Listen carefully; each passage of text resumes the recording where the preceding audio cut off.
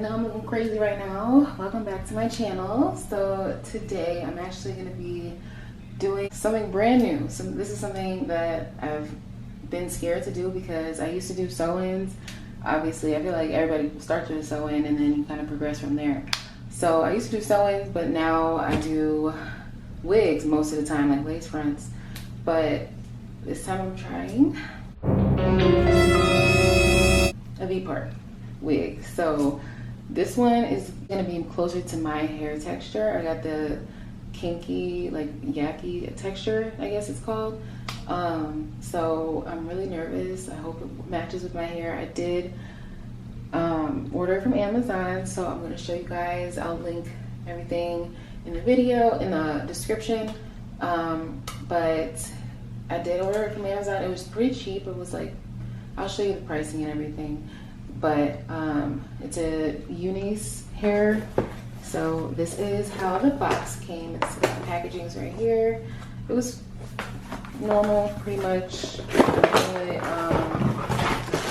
Eyelashes, they are really big, but so I don't think I'll use them. But yeah, but that, and then one of the edge bands, and it looked like a bonnet, I think. Yeah, a black bonnet.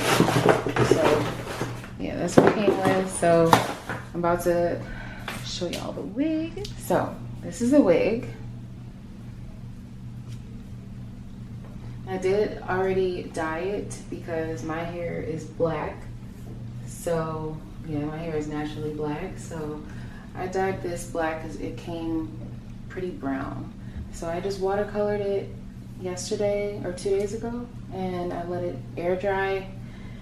And then I just brushed through. It is really soft, so I do like that so far.